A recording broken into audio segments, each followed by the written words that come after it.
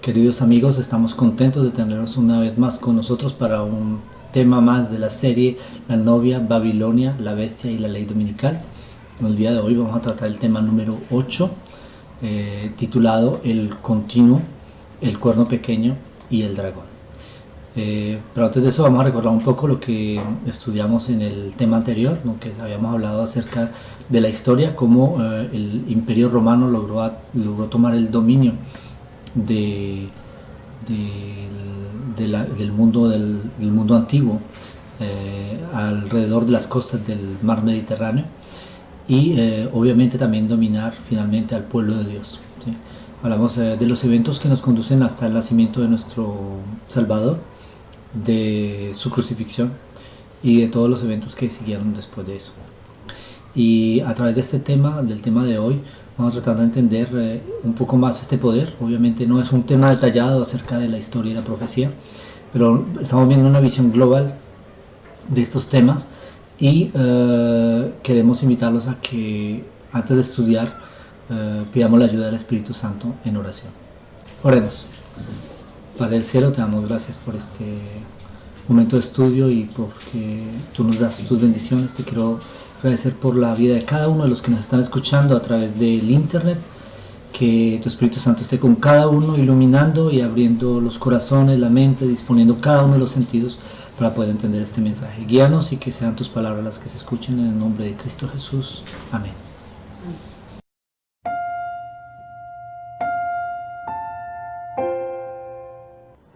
Para empezar el tema de hoy, el tema número 8, titulado El continuo, el cuerno pequeño y el dragón, vamos antes a estudiar un texto acerca de la importancia del estudio bíblico. Esos términos pueden parecer un poco extraños y para algunos de ustedes enigmáticos, pero la Biblia revela el significado de cada uno de los símbolos que está en ella.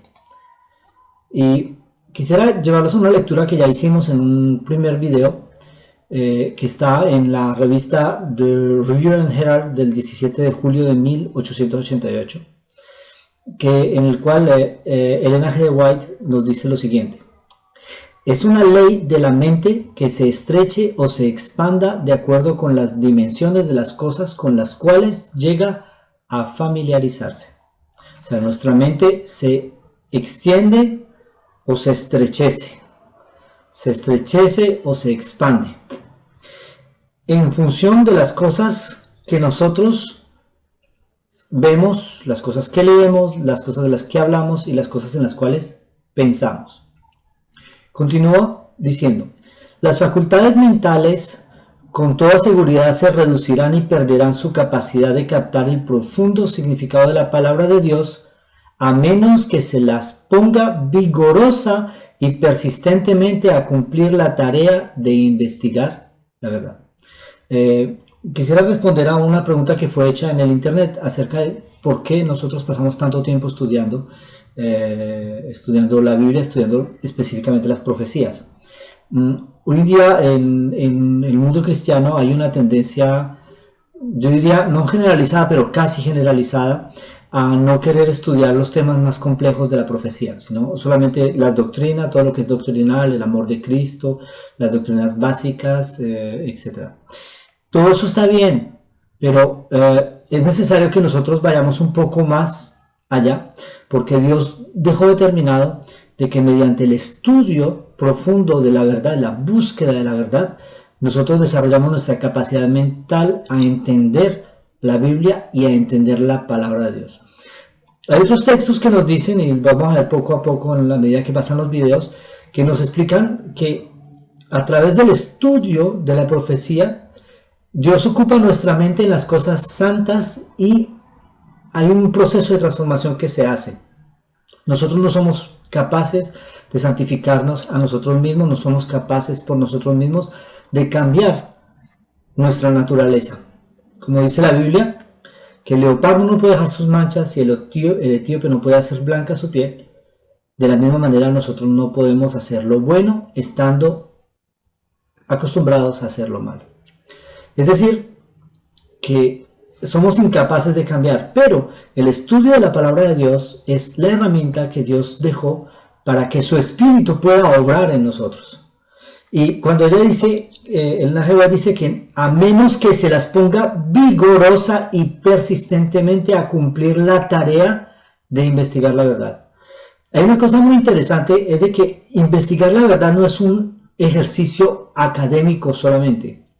La investigación de la verdad es una cuestión de relación. El único que nos puede revelar la verdad de la palabra de Dios es el Espíritu Santo. Y estudiando estos temas, nosotros, si queremos hacerlo de una manera honesta y buscando verdaderamente a Dios, la única forma es pedir a Dios que nos dé la ayuda de su Espíritu Santo. Entonces esto es una cuestión finalmente de relación con Dios. Nuestra relación con Dios está impactada por el estudio que hacemos de la Biblia, y ese estudio de la Biblia cada vez nos lleva a buscar nuevas cosas y a encontrar. Es curioso de la manera en que evolucionamos en las cuestiones espirituales, porque al inicio pensábamos, yo estoy hablando de la experiencia de Veritate 4A y de todos los integrantes del grupo. Al inicio pensábamos conocer casi todo y tener mucho conocimiento de la Biblia, pero a medida que empezamos a estudiar los temas proféticos nos damos cuenta de que realmente estábamos muy flojos todavía. Y lo más curioso es que entre más estudiamos, más nos damos cuenta que nos falta. Es decir, avanzamos y nos damos cuenta que hay mucho por hacer todavía, ¿sí? Y el objetivo no es avanzar por avanzar, el objetivo es avanzar en una estrecha colaboración con el Espíritu Santo, para que sea Él el que revele en nuestra mente, en nuestro corazón, que nos revele a Cristo a través de la profecía. Y es esta comunión la que nos lleva a un proceso que se llama la contemplación. Contemplación es ¿qué veo yo? Y hay una ley que está en la Biblia y también en el Espíritu de Poesía que dice que nosotros nos asemejamos a aquello que contemplamos, ¿sí? Si contemplamos a Cristo, nuestro carácter empieza a cambiar y a moldarse, a asemejarse al de Cristo. Hay personas que admiran un cantante y se parecen a ese cantante. Hay personas que admiran un hombre de negocios y se parecen a ese hombre de negocios, o a un personaje político y se parecen a ese personaje. Aquellos que admiran a Cristo y lo buscan con sinceridad a través del estudio de la palabra, el estudio de la profecía, buscando e investigando de una manera vigorosa y persistente la verdad, llegan a asemejarse a Él. Nos falta tanto, tenemos que estudiar, pero yo les doy gracias por interesarse en los videos, en esta serie, y le doy gracias a Dios porque este mensaje pueda llegar a otras personas, y quiero invitarlos a que sigamos adelante en esta aventura juntos.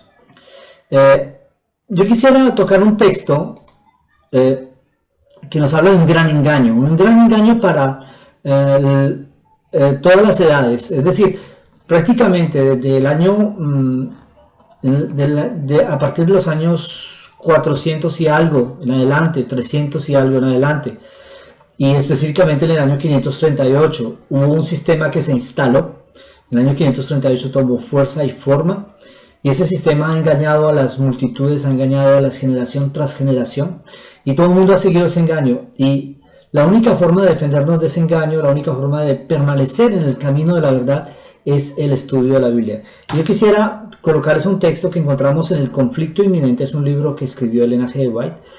El conflicto inminente, página 55, párrafo 2. Ella dice: el estudio de la Biblia hecho con oración mostraría a los protestantes el verdadero carácter del papado y se los haría aborrecer y rehuir. Pero muchos son tan sabios en su propia opinión que no sienten ninguna necesidad de buscar humildemente a Dios para ser conducidos a la verdad. Aquí una gran realidad, una gran tendencia. Esto es de los protestantes en general y también de muchos adventistas. Piensan que ya no necesitan aprender nada. La condición de la Odisea es: soy rico y me he enriquecido y de ninguna cosa tengo necesidad. Y la realidad es: pero no sabes que eres un pobre, desventurado, ciego, desnudo. Aunque se enorgullecen de su ilustración, desconocen tanto las Sagradas Escrituras como el poder de Dios. Necesitan algo para calmar sus conciencias y buscan lo que es menos espiritual y humillante: Lo que desean es un modo de olvidar a Dios, pero que parezca recordarlo. El papado, y aquí está interesante, porque el papado responde perfectamente a las necesidades de todas esas personas. ¿Cuáles son? Es decir, de tener una forma de piedad, una forma de religión en la cual aparentemente dejamos un lugar a Dios, calmamos nuestra conciencia, pero realmente le estamos olvidando. Es adecuado a dos clases de seres humanos que abarcan casi todo el mundo, la mayoría. Yo espero y le oro a Dios que tú que estás escuchando este video no pertenezcas a este grupo. Y la advertencia que se lanza aquí es tremenda, porque dice, hay dos grupos. El primer grupo son los que quisieran salvarse por sus méritos. Es decir, ok, yo me salvo, pero no por los méritos de Cristo, sino por lo que yo hago. Entonces, hago penitencias, voy a pagar indulgencias, voy a colocar una velita a un santo, voy a ponerle, qué sé yo, a pagar una misa, etcétera, etcétera. Entonces, eso es tratar de ganar la salvación por sus propios méritos, que es parte integrante y directa, sin ocultar, de la teología católica. El hombre se salva por sus propios méritos. Tenemos que hacer buenas obras para alcanzar el cielo. No es la salvación por Cristo y a través de la sangre de Cristo. El segundo grupo, entonces, es otro. Dice, y los que quisieran salvarse en sus pecados. Entonces, el primer grupo, los que quieren salvarse por sí mismos, por sus obras, por su bondad, por sus actos. Y el segundo grupo, los que se quieren salvar en sus pecados. La famosa teología de una vez salvo, siempre salvo. La famosa teología que dice que a través de la sangre de Cristo ya no tenemos que cumplir ningún mandamiento, podemos vivir en el pecado, podemos hacer lo que sea, adulterar, robar, mentir, matar, y ya estamos salvos. Entonces, estos dos grupos son los que encuentran perfecto eco en la teología del catolicismo, en el papado. ¿Ok? Tal es el secreto de su poder. Es normal, responde a una problemática que encuentran millones y millones de personas en el mundo. Pero es esta la verdad. El texto empieza por decir, un estudio de la Biblia hecho con oración nos mostraría. Entonces, yo no sé cuál sea tu historia, tu experiencia espiritual en el pasado. La invitación que te manda Dios a través de este texto es sencilla. Haz una pausa, ora, pídele a Dios que te dé sabiduría para que entiendas estas cosas y que puedas por ti mismo juzgar o por ti misma juzgar si esto que se está diciendo acá a través de estos videos, estos temas que estamos compartiendo, si son la verdad y si es una verdad de vida o muerte o no. Solamente el Espíritu Santo puede mostrar estas cosas. Hay muy pocas personas que verdaderamente ven nuestros videos. Nosotros no somos una cadena de YouTube que tiene miles de abonados. Porque el mensaje que llevamos es un mensaje impopular. Es un mensaje que va a tocar solamente a unos pocos que están siendo tocados por el Espíritu de Dios. Y si el Espíritu de Dios ha tocado tu corazón en este momento, no permitas que esa chispa, que esa llamita se apague en tu corazón, sino que reavívala. Sigue escuchando y buscando que el Espíritu Santo te anime. Bueno, vamos a entrar entonces en el tema. Y el tema de hoy tiene que ver con algunos personajes, ¿sí?, que aparecen en los textos proféticos. El primero es el primero es el continuo, el cuerno pequeño, y también está el dragón. Pero van a ver que al final de la presentación van a haber más definiciones que esas, ¿ok? Pero yo quisiera que nos concentráramos en estos términos para poder entender la serie a donde vamos, ¿sí? La serie, como ven el título acá, se llama La novia Babilonia, la bestia y la ley dominical, que es lo que nos interesa a nosotros hoy. Hemos avanzado desde el pasado con mucha historia. Hablamos de los persas, hablamos de los griegos. Ahora hablamos en el tema pasado, en el tema número 7, hablamos del dominio del Imperio Romano. Y ahora estamos hablando del continuo, el cuerno pequeño y el dragón. Vamos más adelante en la historia. Y ahora ya entramos perfectamente en nuestros tiempos. Entonces, yo quiero pedirles que estemos concentrados para estudiar este tema. Y el primer texto que quisiera tocar con ustedes es el texto de Daniel 8. Vamos a leer desde el versículo 2 hasta el versículo 14. y vamos a detenernos en algunas partes del pasaje. Yo te invito que si no conoces este pasaje, si nunca lo has leído, pongas una pausa en el video, abras tu Biblia, lo leas completo y después vuelve al video. Regresa al video, quítale la pausa y sigue la aventura con nosotros.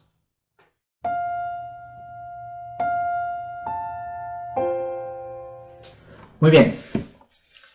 Dice el texto, el versículo 2 dice: vi en visión y cuando vi yo estaba en Susa, que es la capital del reino en la provincia de Elam. Vi pues en visión estando junto al río Ulai. Daniel estaba en la capital de Susa, que era la capital del imperio persa. Versículo 3, alcé los ojos y miré, y aquí un carnero que estaba delante del río, y tenía 2 cuernos. Y aunque los cuernos eran altos, uno era más alto que el otro, y el más alto creció después. Aquí vemos un carnero que tiene 2 cuernos, pero hay una diferencia notable. Hay un cuerno que es más alto que el otro. Y esto hace eco con un texto que nosotros ya estudiamos de Daniel capítulo 7, donde se representa este mismo poder, es decir, el poder medo-persa, con la imagen de un oso. Es un oso que está más alto de un lado que el otro. Es debido a que los medos y los persas fueron una coalición entre 2 pueblos que eran 2 pueblos hermanos, un origen étnico casi idéntico, y ellos se unen para poder vencer a los babilonios. Y cuando ellos se unen, uno era más fuerte que el otro. Y vemos que al inicio el que era más fuerte después se debilita y es el otro que después es más fuerte. Entonces, es un poder que es en cierta manera desequilibrado, pero que sigue unido. Los 2 cuernos estaban unidos al carnero. Versículo 4.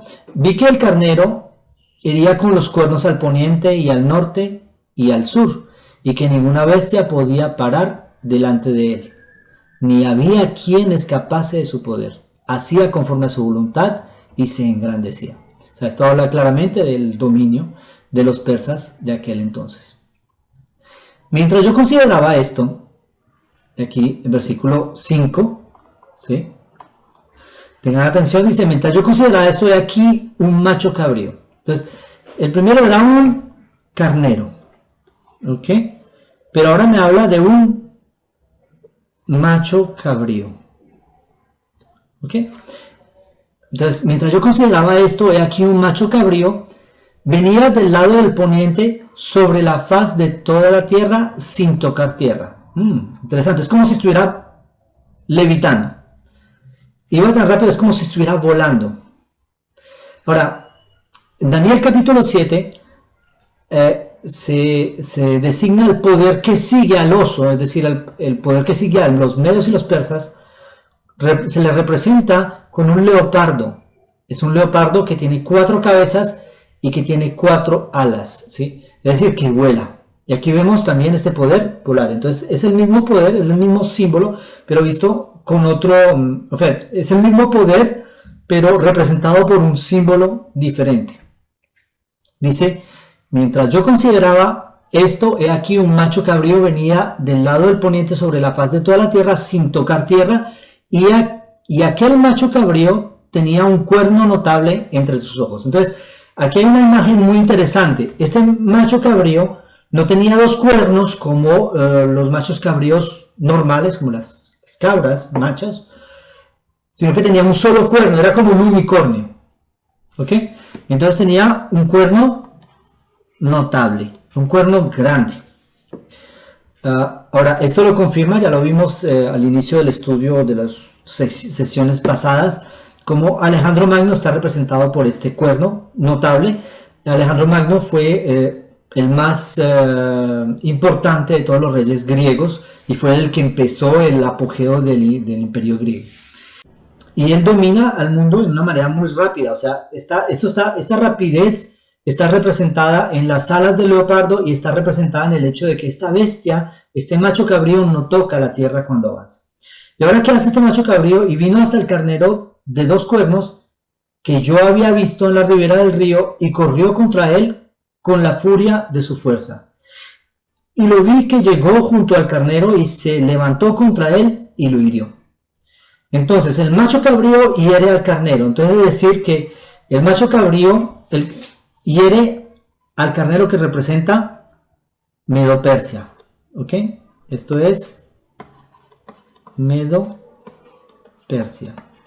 Y el cuerno notable, y el macho cabrío representa, vamos a colocar una flecha aquí, a Grecia. Entonces tenemos a Grecia y tenemos a Medo-Persia. Entonces Grecia viene y vence a Medo-Persia, es lo que está diciendo aquí. Y lo vi que llegó junto al carnero y se levantó contra él y lo hirió. Y le quebró sus dos cuernos, y el carnero no tenía fuerzas para pararse delante de él. Lo derribó por tanto en tierra y lo pisoteó, y no hubo quien librase al carnero de su poder. De esta manera, Alejandro Magno venció a los griegos y no quedó de ellos más dominio. Perfecto. El texto continúa, versículo 8. Y el macho cabrío, es decir, el macho, cuando hablamos del macho cabrío, hablamos de, y dice, y el macho cabrío se engrandeció sobre manera. Entonces, cuando hablamos aquí del macho cabrío, estamos hablando del rey de Grecia, ¿no? De Grecia. Grecia se engrandeció sobre manera, pero estando en su mayor fuerza, aquel gran cuerno, este gran cuerno, ya habíamos estudiado otras veces, que es Alejandro Magno. Alejandro Magno fue quebrado y en su lugar salieron otros 4 cuernos notables. Ok, aquí salen otros 4 cuernos. Nosotros vamos a ver aquí más adelante las pruebas en el texto mismo de que los cuernos son reyes o gobernantes. Entonces, después de que Alejandro Magno muere, la historia nos confirma de que sus cuatro de sus generales, los 4 más poderosos, tomaron el poder y se lo repartieron. Son 4 cuernos notables. ¿Hacia dónde? Hacia los 4 vientos del cielo. Versículo 9. Y de uno de ellos salió un cuerno pequeño que creció mucho al sur y al oriente y hacia la tierra gloriosa. Entonces aquí hay una teoría, hay una cantidad de teorías en cuanto a quién es ese cuerno pequeño. En el texto, en el versículo 8, esto lo podemos ver más en detalle si estudiamos el texto original en el hebreo. Eso lo podemos hacer de pronto más adelante en los temas. Cuando ya hayamos cogido un poquito más fuerza en los temas proféticos, vamos a estudiar esto con el hebreo. Pero en el hebreo se ve claramente que el adjetivo, el cuerno pequeño está... El punto donde sale está asociado con los 4 vientos y no con los 4 cuernos. ¿Okay? Después vamos a explicar más eso en detalle, no se preocupen. Si tienen preguntas, por favor, no duden en enviárnoslas a través del sitio.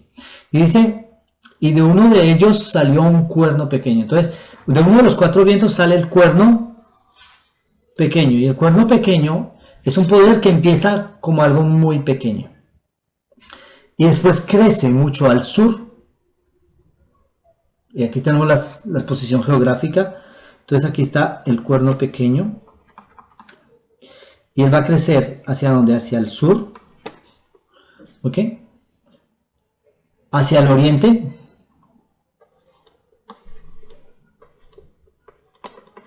Al oriente. Y hacia la tierra gloriosa. Ahora, si ustedes cogen un mapa de Europa, se van a dar cuenta de que cuando este poder sale, tiene que difundirse en estas direcciones, y solamente hay un poder que se puede identificar de esta manera, ¿ok? Con la historia.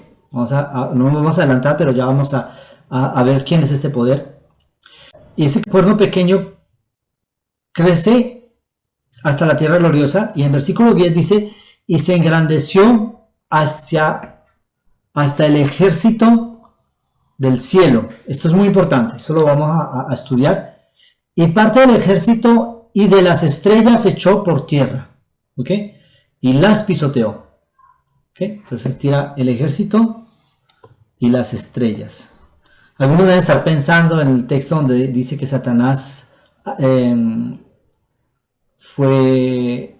tiró las estrellas, o sea, el dragón tiró las estrellas por tierra. Y tiene mucho que ver, lo vamos a explicar más en detalle. Versículo 11. Aún se engrandeció contra el príncipe de los ejércitos. Y por él fue quitado el continuo, y aquí, sacrificio. Y el lugar de su santuario fue echado por tierra. Ahora, es una cosa muy interesante que en este pasaje donde dice que este poder se levanta contra el príncipe de los ejércitos. Ahora, si nosotros entendemos que los ejércitos son los ejércitos del cielo y que los ejércitos del cielo son las huestes de Jehová, es decir, el Israel, el pueblo de Dios, el príncipe del pueblo de Dios no puede ser otro que Jesucristo. Entonces, este príncipe de los ejércitos es Jesús. Entonces, para poder identificar quién es este cuerno pequeño, tenemos que encontrar un personaje o un poder que en la historia se extiende hasta el tiempo de Cristo y le persigue a él, se engrandece contra Cristo. Ahora, hay otra parte que habla del continuo sacrificio. Es un texto que ha causado mucha confusión. Yo quiero decirles, por el momento, no les puedo dar más información, pero aquellos que tienen un poco más de conocimiento en la Biblia, si ustedes utilizan la aplicación Eastword, bajen la Biblia hebrea con el Strong. Y si ustedes comprenden un poquito, se van a dar cuenta de una cosa muy interesante. En el texto original de Daniel 8:11, la palabra sacrificio no está presente. Esa palabra fue claramente agregada por los traductores. Los traductores de la King James colocaron la palabra sacrificio para darle sentido a la frase, porque ellos no entendían el contexto profético de este pasaje. Entonces, esa palabra sacrificio vino a contaminar nuestra comprensión global de este pasaje, porque no está hablando de ningún sacrificio. Muchos dicen el continuo sacrificio es los sacrificios del templo, pero como la palabra sacrificio no está allí, está hablando del continuo como un personaje o un poder. Es un poder que este poder va a quitar, y el lugar de su santuario fue echado por tierra, ¿ok? Entonces, el lugar, muchos dicen, sí, claro, aquí está la prueba, el lugar de su santuario, el santuario tiene que ser el santuario de Jerusalén. Yo les hago una pregunta, ¿el santuario de Jerusalén es el santuario del sacrificio diario o es el santuario de Dios? O era el santuario de Dios, porque en esa época lo era, ahora ya no lo es más, pero el templo de Jerusalén era claramente el templo de Dios y no el templo del sacrificio diario. Porque muchos dicen ese sacrificio diario. Entonces el texto no se sostiene. Ahora, me está diciendo que este texto me está diciendo que este personaje llamado el continuo, o este poder llamado el continuo, tenía un santuario. Y ese santuario es echado por tierra por este poder que viene a levantarse, este poder llamado el cuerno pequeño. Entonces, en ese contexto podemos entender cómo encaja perfectamente la historia y la profecía. Y ya vamos a explicar en detalles.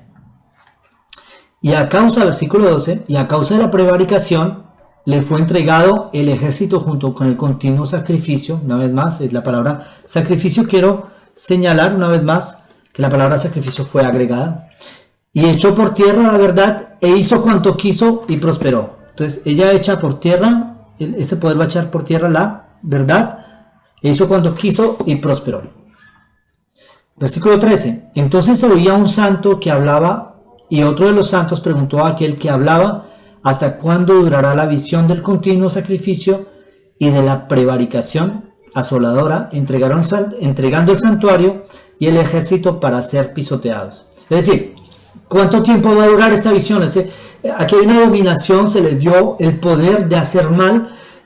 Hay otro texto en el capítulo 7 de Daniel que vamos a estudiar también, que nos habla de un periodo de tiempo durante el cual este poder va a poder hacer lo que quiere, pero no de una manera indefinida, sino por un tiempo determinado, y Dios lo determinó.